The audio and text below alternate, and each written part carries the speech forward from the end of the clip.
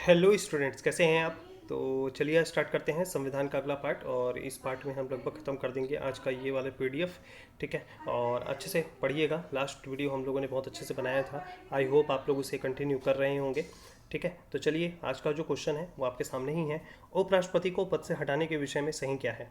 तो उपराष्ट्रपति को पद से हटाने के विषय में सही क्या है, इसमें आपको सबसे पहले लाइन बाय लाइन पढ़ना पड़ेगा और उसके हिसाब से आंसर देना पड़ेगा। तो सबसे पहले दोस्तों यहाँ पे लिखा हुआ है, यह राज्यसभा में पुरस्थापित होता है। ये लाइन एकदम सही है दोस्तों, यह राज्यसभा में ही सबसे पहले रखा जा सकता है।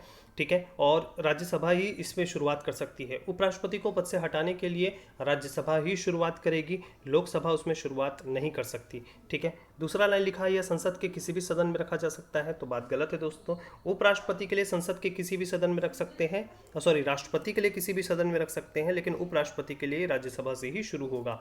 ठीक है, यह राज्यसभा में ही पुरस्थापित होता है। पुरस्थापित मतलब वहीं से शुरुआत होती है इसकी।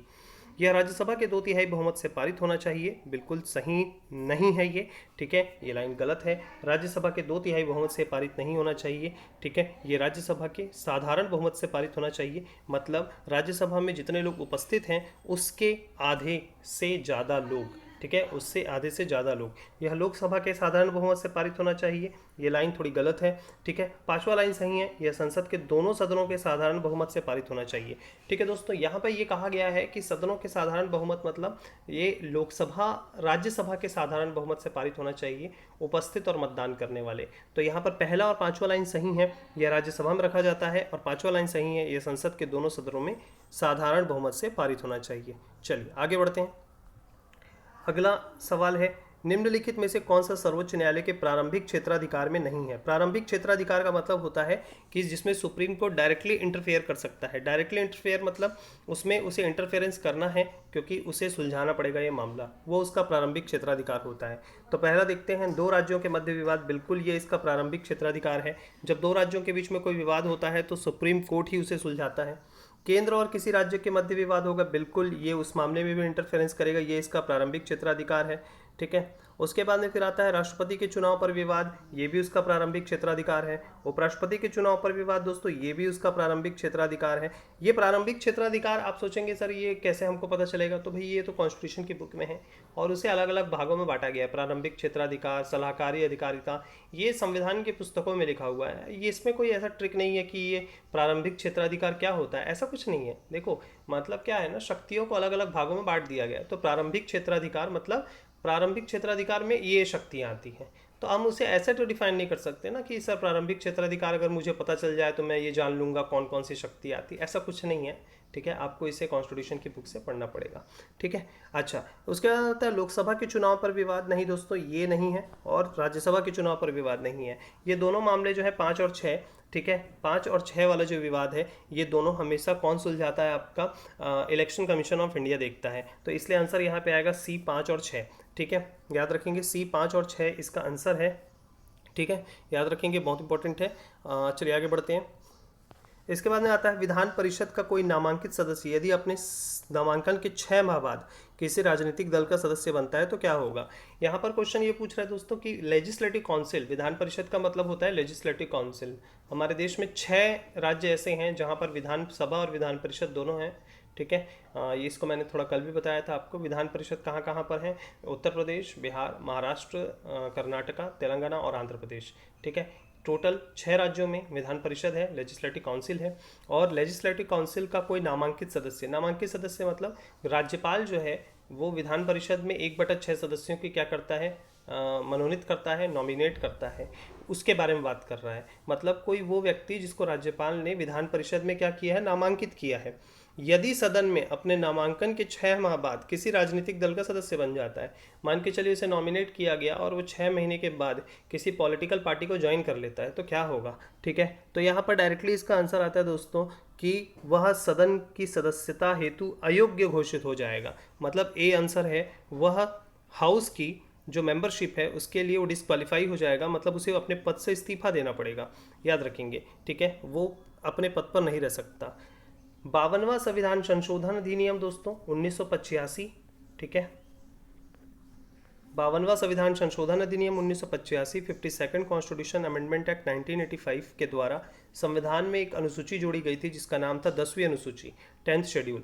ठीक है, 10वीं अनुसूची में ये बोला गया था और नियम कानून बनाए गए थे दल बदल के लिए। एंटी डिफेक्शन लॉ उसमें जोड़ा गया था, दल बदल कानून बनाया गया था जिसमें ये बोला गया था कि किसी भी व्यक्ति को, अगर किसी भी सदस्य को, चाहे वह विधायक हो चाहे सांसद हो, उसको दल बदलने के लिए नियम कानून होंगे। और उसी नियम कानूनों के तहत में ये भी एक कानून था कि कोई भी व्यक्ति अपने नामांकन के 6 माह बाद अगर किसी राजनीतिक दल का सदस्य बनता है तो उसे सदन के लिए अयोग्य घोषित कर दिया जाएगा। ठीक है, ये कॉन्स्टिट्यूशन की बुक में लिखा हुआ है, आप इसे जरूर पढ़िएगा। मतलब किसी का दल बदलने के लिए कानून बनाया गया है। आगे बढ़ते हैं। यदि विधानसभा के किसी सदस्य की योग्यता का कोई प्रश्न उठता है तो क्या होगा? ठीक है, विधानसभा के सदस्य मतलब नॉर्मली विधायक की बात कर रहा है। ये विधानसभा मतलब दोस्तों लेजिस्लेटिव असेंबली, हर राज्य में होती है, उसके बगैर कोई राज्य संचालित नहीं होता। ठीक है, हर राज्य में विधानसभा होती है और जहाँ जहाँ मुख्यमंत्री है वहाँ वहाँ विधानसभा है, वहाँ वहाँ विधायक है। विधायक मतलब MLA, member of legislative assembly, और विधानसभा को इंग्लिश में कहते हैं लेजिस्लेटिव असेंबली। ठीक है, तो हमें ये ध्यान रखना है कि लेजिस्लेटिव असेंबली जो है वो क्या है और लेजिस्लेटिव असेंबली का क्या महत्व है। ठीक है, लेजिस्लेटिव असेंबली जो है दोस्तों ये आपका यहाँ पे मुख्यमंत्री का चुनाव होता है, विधानसभा चुनाव जिसे हम कहते हैं। अगर उसके सदस्य मतलब विधायक की सदस्यता या विधायक विधानसभा का रहेगा या नहीं रहेगा, डिस्क्वालीफाई होगा कि नहीं होगा, ये सब्जेक्ट किसको भेजा जाएगा? तो ये सब्जेक्ट भेजा जाएगा दोस्तों राज्यपाल को भेजा जाएगा। किसको भेजा जाएगा? राज्यपाल को भेजा जाएगा ये सब्जेक्ट। मतलब राज्यपाल डिसाइड करेंगे कि कोई व्यक्ति विधानसभा का सदस्य होगा कि नहीं होगा। ठीक है, चलिए आगे बढ़ते हैं। संविधान में कितने भाग हैं? तो संविधान में दोस्तों देखिए यहाँ पे आपके 22 भाग भी हैं और 25 भाग भी हैं। तो आप क्या आंसर देंगे? तो यहाँ पर आपको आंसर देना है दोस्तों 25। क्या देना है? 25 आंसर देना है आपको, याद रखेंगे। इसका सही आंसर होगा 25। ठीक है, 25 पार्ट होंगे। जब एक साथ 22 और 25 दोनों दिए हों तब आपको आंसर लेना है 25। लेकिन अगर मान के चलिए 22-25 भाग 25 ऑप्शन में ना हो तो फिर आंसर लेना है आपको 22। ठीक है, याद रखेंगे, क्योंकि एट प्रेजेंट कॉन्स्टिट्यूशन में है 22 पार्ट ही, पर उसे बढ़ाकर 25 पार्ट कर दिया गया है। 25 पार्ट उसमें हैं रियलिटी में। ठीक है, लेकिन जब शुरू में संविधान बना था तो 22 भाग थे। आज भी संविधान में 22 भाग दिखते हैं, पर है रियल में कितने भाग? 25 भाग। नहीं समझ पा रहे होंगे तो एक एग्जांपल में समझाता हूँ। देखिए क्या किया गया है, पार्ट 4 और पार्ट 5 के बीच में, ठीक है, एक पार्ट 4A जोड़ा गया है। ठीक है, ये पार्ट 4A संविधान जब बना था तब नहीं था, बाद में जोड़ा गया। तो सही मायने में दिखता 22 भाग है, लेकिन रहते कितने हैं? अगर इस पार्ट 4A को जोड़ दो तो ये मिलाकर हो जाएंगे 25। कितने हो जाएंगे? 25 हो जाएंगे। ठीक है दोस्तों, चलिए आगे बढ़ते हैं। राज्य लोक सेवा आयोग के सदस्यों को कौन पद से हटा सकता है? State PSC, CGPSC, MPPSC, MPSC, BPSC, UPPSC, ठीक है, इन सब के जो चेयरमैन हैं, उनके जो सदस्य हैं, उनके जो अध्यक्ष हैं, उन्हें कौन पद से हटा सकता है? देखिए दोस्तों, उनकी नियुक्ति भी राष्ट्रपति करते हैं और हटाने का काम भी कौन करते हैं? राष्ट्रपति करते हैं। अब आप सोचेंगे सर राज्य का मामला है तो राज्यपाल होना चाहिए। नहीं, यहाँ पर थोड़ा डिफरेंट है। स्टेट पीएससी के चेयरमैन और सदस्यों को हटाने का अधिकार सिर्फ और सिर्फ किसके पास होता है? आपका प्रेसिडेंट के पास होता है। ठीक है दोस्तों, याद रखेंगे। चलिए आगे देखते हैं विनियोग विधेयक। ठीक है, एप्रोप्रिएशन बिल बोलते हैं इसे इंग्लिश में, एप्रोप्रिएशन बिल। एप्रोप्रिएशन बिल के बारे में सही क्या है वो तो आपको एप्रोप्रिएशन बिल इस लाइन को देख के ही समझ में आ जाएगा। ठीक है, एप्रोप्रिएशन बिल के बारे में एक एक चीज़ें पढ़ते हुए चलते हैं। सही पूछ रहा है, यह वित्त मंत्री द्वारा पेश किया जाता है। एकदम सही है दोस्तों, देश का फाइनेंस मिनिस्टर ही इसे पेश करेगा। ठीक है, अच्छा दूसरा, यह लोकसभा में पेश किया जाता है। एकदम सही है दोस्तों, सही चुनना है हमको। तो पहला और दूसरा लाइन तो देखिए सही हो गया। तो देखिए यहाँ पर पहला दूसरा ये तो आ गया हमारा डी आंसर। ठीक है, फिर भी आगे बढ़ते हैं। लोकसभा इसमें संशोधन कर सकती है। ठीक है, अच्छा ये लाइन जो है दोस्तों, लोकसभा जिससे लाती है इसमें संशोधन करने वाली बात ही नहीं होती। यह राष्ट्रपति द्वारा पूर्व हस्ताक्षरित होता है दोस्तों। ये बिल्कुल सही है, लेकिन एक हिसाब से देखा जाए तो परफेक्टली आंसर मैच नहीं कर रहा है। ठीक है, यह शासन को खर्च करने की वैधानिक शक्ति देता है। ये एकदम सब परफेक्ट है। ठीक है, हमको परफेक्टली लेना है।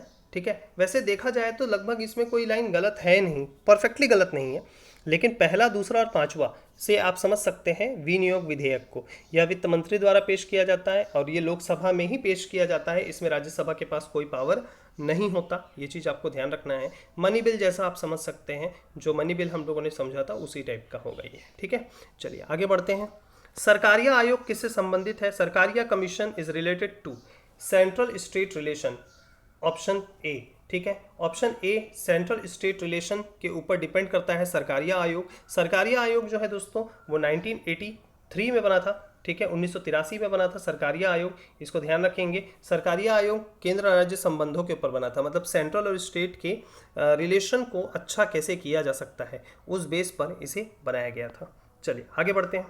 बिना विधानसभा के सदस्य निर्वाचित होते हुए कोई मंत्री किस समय तक अपने पद पर बना रह सकता है? मतलब कोई व्यक्ति विधानसभा का सदस्य निर्वाचित नहीं हुआ है, मतलब वो विधायक नहीं है, फिर भी मंत्री के पद पर है, ठीक है, मतलब उसे मंत्री बना दिया गया है, ऐसा हो सकता है, लेकिन वो कितने समय तक मंत्री बने रह सकता है? तो इसका सही आंसर है दोस्तों 6 माह तक। मतलब कोई व्यक्ति अगर विधानसभा का सदस्य नहीं है, ठीक है, विधानसभा के सदस्य पे निर्वाचित नहीं हुआ है और वो मंत्री बन गया है, तो वो 6 महीने तक। ऐसा लोकसभा में भी हो सकता है दोस्तों, याद रखेंगे। कोई व्यक्ति लोकसभा के लिए चुनाव नहीं जीता है लेकिन फिर भी वो मोदी सरकार में मंत्री है, तो 6 महीने तक मंत्री रह सकता है, ठीक है। चलिए आगे बढ़ते हैं।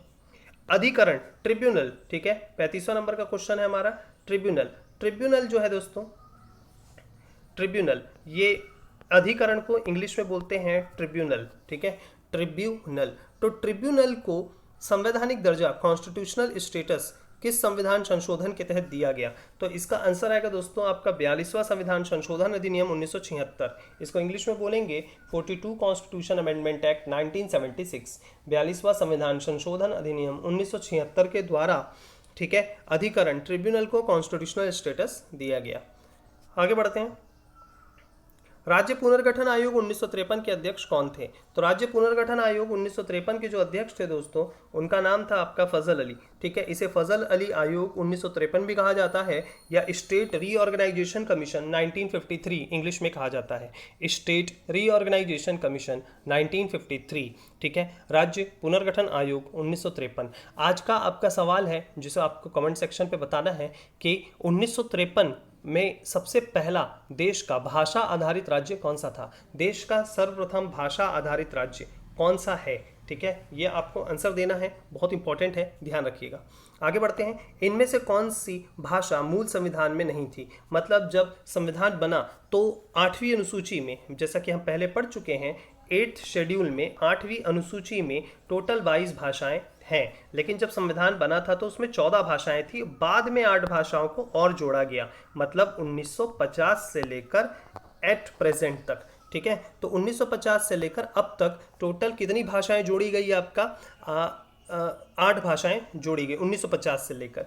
तो इनमें से कौन सी भाषा मूल संविधान में नहीं थी? मूल संविधान मतलब जब शुरू में था तब, मतलब 14 भाषाओं में नहीं थी, ठीक है। पहला उर्दू शुरू से है दोस्तों, संस्कृत भी शुरू से है, तमिल भी शुरू से है, सिंधी नहीं है, ठीक है दोस्तों, सिंधी। तो सिंधी जो है वो याद रखेंगे, सिंधी मूल भाषा नहीं है। सिंधी को 1967 में जोड़ा गया था, किसमें? संविधान में, ठीक है। कौन से अमेंडमेंट एक्ट के थ्रू? 21वें संविधान, 21st, ठीक है, याद रखेंगे दोस्तों, 21st कॉन्स्टिट्यूशन अमेंडमेंट एक्ट के द्वारा इसे जोड़ा गया था 1967 में, बाद में जोड़ा गया। 15वां भाषा है ये, ठीक है, संविधान में। तो सिंधी पहले नहीं थी, सिंधी बाद में जोड़ी गई। उर्दू, संस्कृत और तमिल संविधान में शुरू से ही है, मतलब शुरुआत के 14 भाषाओं में से थे, ठीक है। चलिए आगे बढ़ते हैं। धर्मनिरपेक्ष, समाजवाद और अखंडता शब्द संविधान में किस संशोधन के तहत जोड़े गए? देखिए दोस्तों, प्रस्तावना आप सभी लोग जानते होंगे, प्रियम्बल जो संविधान के शुरू में लिखा होता है, हम भारत के लोग भारत को एक संप्रभु संपन्न जो राष्ट्र है वो बनाने की संकल्पना लेते हैं। इस टाइप की एक आपको हेडिंग दिखाई देती होगी, ठीक है। आप लोग अभी उसे सुने होंगे या नहीं मुझे नहीं पता, ठीक है, लेकिन आप उसे ज़रूर पढ़िए, वो बहुत बढ़िया है। प्रस्तावना जो है वो संविधान का एक बहुत बड़ा अंग है दोस्तों, उसे पढ़ना बहुत ज़रूरी है। मैं ये कहता हूँ कि संविधान जो पढ़ता है उससे प्रस्तावना भी याद होनी चाहिए। उसमें लिखा है कि हम भारत के लोग भारत को एक संपूर्ण प्रभुत्व संपन्न समाजवादी धर्मनिरपेक्ष लोकतांत्रिक गणराज्य बनाने के लिए और इसके समस्त नागरिकों को सामाजिक, आर्थिक और राजनीतिक न्याय, विचार अभिव्यक्ति, धर्म, विश्वास व उपासना की स्वतंत्रता, प्रतिष्ठा और अवसर की समता प्राप्त कराने के लिए तथा व्यक्ति की गरिमा और राष्ट्र की एकता तथा अखंडता सुनिश्चित करने वाला बंधुत्व बढ़ाने के लिए दृढ़ संकल्पित होकर अपनी इस संविधान सभा में आज दिनांक 26 नवंबर 1949 को एतद द्वारा इस संविधान को अंगीकृत, अधिनियमित और आत्मसमर्पित करते हैं। ये संविधान की क्या है? प्रस्तावना है, प्रियम्बल है। इसमें जो स्टार्टिंग का वर्ड है, हम भारत के लोग, भारत को एक संपूर्ण प्रभुत्व संपन्न जो शब्द है दोस्तों, ये पहले से ही था। समाजवादी, धर्मनिरपेक्ष, ये जो वर्ड है दोस्तों, धर्मनिरपेक्ष, समाजवाद, और उसके आगे जो आपकी अखंडता शब्द है, ठीक है, जो अखंडता शब्द है जो दोस्तों, उसे कब जोड़ा गया, ये वर्ड पूछा जा रहा है कि अखंडता शब्द और समाजवाद शब्द और धर्मनिरपेक्ष शब्द प्रस्तावना में कब जोड़े गए। ठीक है दोस्तों, तो इसका आंसर आता है आपका 42वां संविधान संशोधन अधिनियम 1976, 42nd कॉन्स्टिट्यूशन अमेंडमेंट एक्ट 1976 में इंदिरा गांधी के कार्यकाल में इसे जोड़ा गया था। ठीक है, पंचायती राज में कार्य करने के लिए कितने विषय दिए गए हैं? 39 नंबर का क्वेश्चन है, पंचायती राज को संविधान में काम करने के लिए कितने सब्जेक्ट दिए गए हैं? तो इसका आंसर आता है दोस्तों आपका 29 सब्जेक्ट दिए गए हैं, 29 सब्जेक्ट दिए गए हैं पंचायती राज को कार्य करने के लिए। आप सभी को पता होगा 24 अप्रैल को, 24 अप्रैल को हमारे देश में हर साल के मनाया जाता है पंचायती राज दिवस, क्योंकि इसी दिन पंचायती राज को संवैधानिक दर्जा दिया गया था, कॉन्स्टिट्यूशनल स्टेटस दिया गया था।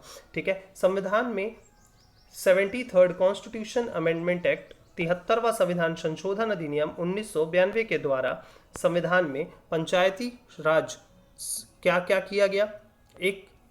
एक शेड्यूल जोड़ा गया, 11वीं अनुसूची, और इस 11वीं अनुसूची में पंचायत को जोड़ा गया 73वें संविधान संशोधन अधिनियम 1992 के द्वारा।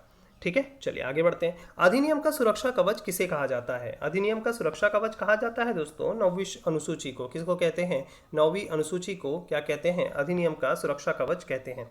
ठीक है, चलिए आगे बढ़ते हैं। निम्नलिखित में से कौन केंद्र और राज्य में राजस्व बंटवारे के लिए मापदंडों की अनुशंसा करता है? तो इसका आंसर आएगा वित्त आयोग। क्या आएगा? वित्त आयोग। वित्त आयोग जो है वह क्या करता है? केंद्र और राज्य के राजस्व बंटवारे के लिए मापदंडों की अनुशंसा करता है। मतलब केंद्र और राज्य को कितने रेशियो में पैसों का बंटवारा होगा, इसकी रिकमेंडेशन, इसकी अनुशंसा, इसकी सिफारिशें कौन करता है? वित्त आयोग करता है। वित्त आयोग अनुच्छेद 280 के तहत हर 5 साल में, हर एवरी 5 ईयर में राष्ट्रपति क्या करते हैं? बनाते हैं।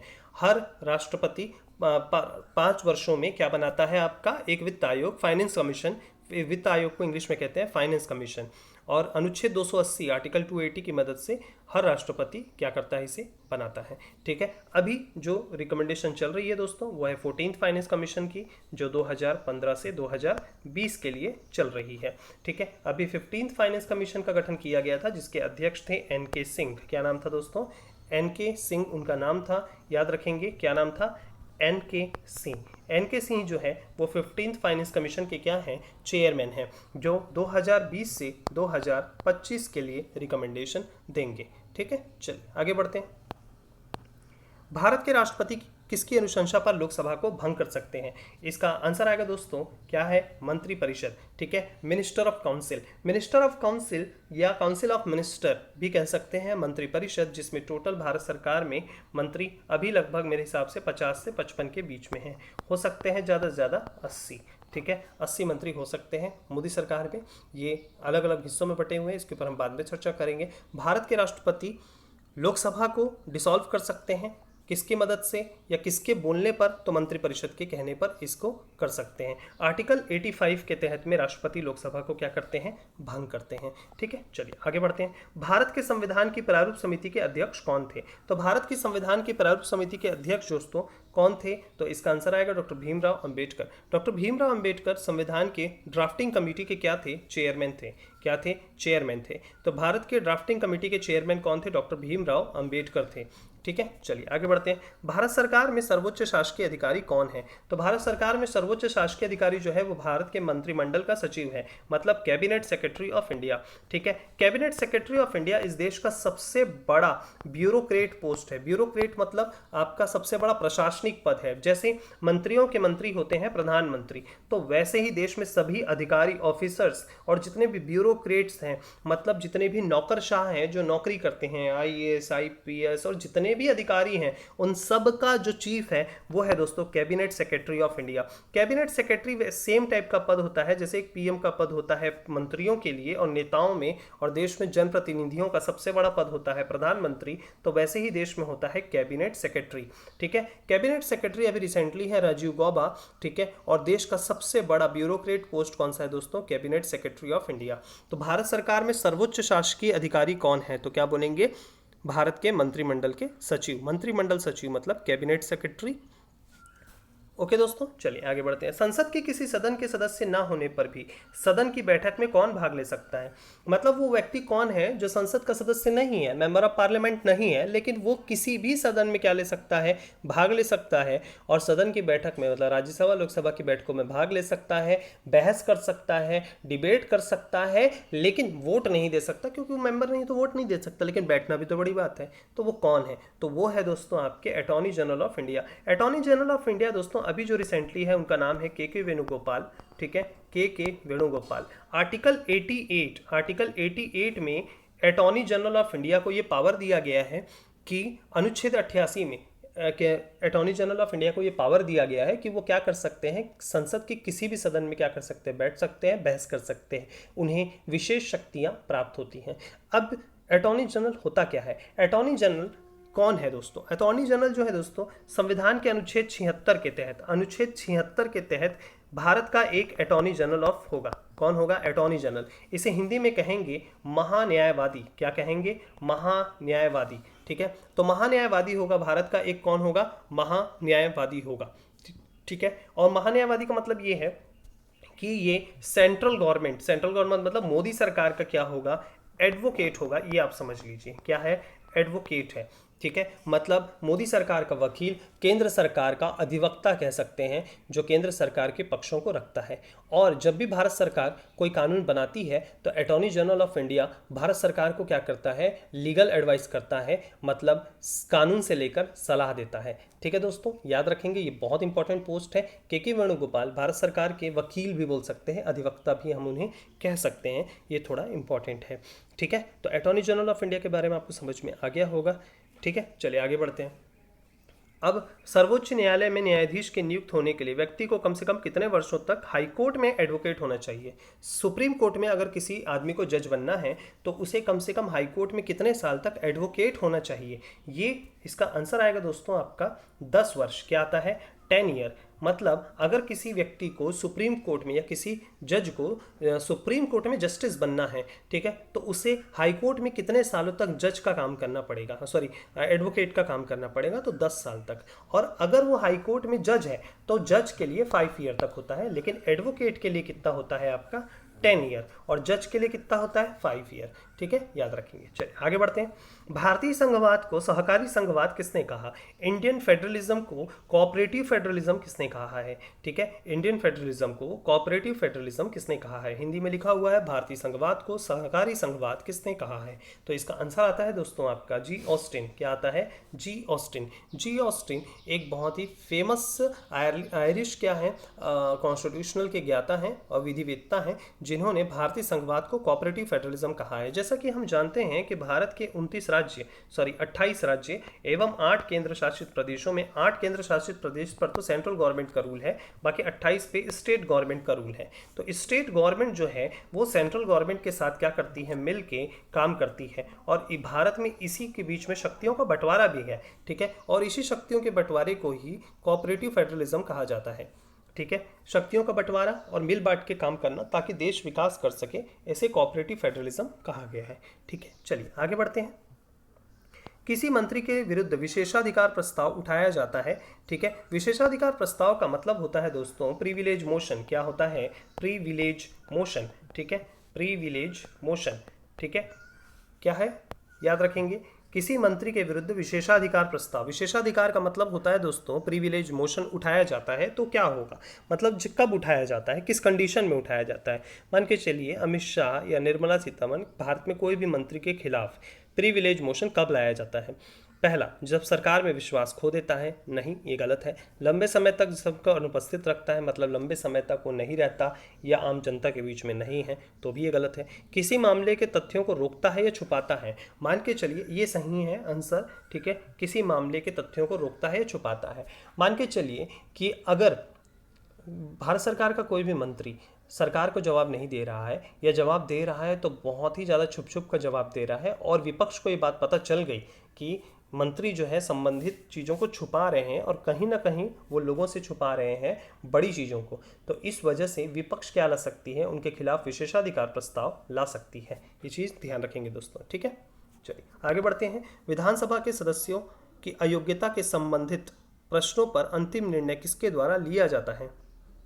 विधानसभा के सदस्यों की अयोग्यता के बारे में अंतिम निर्णय, यहाँ पर हम लोग ये सवाल पहले भी पढ़ चुके हैं। मुख्यमंत्री द्वारा, राज्यपाल द्वारा, हाईकोर्ट के न्यायाधीश द्वारा, ठीक है, या विधानसभा के अध्यक्ष द्वारा। तो इसका फाइनल आंसर आएगा दोस्तों राज्यपाल द्वारा। विधानसभा के सदस्य मतलब विधायकों के अयोग्यता, डिस्क्वालिफिकेशन से रिलेटेड आखिरी फैसला राज्यपाल द्वारा ही लिया जाता है, मतलब उस स्टेट के गवर्नर द्वारा लिया जाता है। पर आप सभी लोगों को पता होगा राज्यपाल अपने मन से कुछ नहीं करता, वो इलेक्शन कमीशन ऑफ इंडिया के हिसाब से कार्य करता है। ठीक है दोस्तों, याद रखेंगे। और ये 50वां नंबर का जो क्वेश्चन है उसमें सिर्फ 3 ऑप्शन है और इसलिए ये क्वेश्चन थोड़ा गलत था, इसके ऊपर हम चर्चा नहीं करेंगे, आने वाले पीडीएफ में हम चर्चा करेंगे। ठीक है दोस्तों, तो ये था हमारा कॉन्स्टिट्यूशन का ये वाला पीडीएफ, जिसको मैंने इतने पार्ट्स में क्या किया है, कंप्लीट किया है। आने वाले समय पे मैं एक और पीडीएफ बनाऊंगा जिसके ऊपर हम चर्चा करेंगे। ठीक है दोस्तों, धन्यवाद और आगे बढ़ते रहिए, पढ़ते रहिए, बस अपना ध्यान रखिए। धन्यवाद।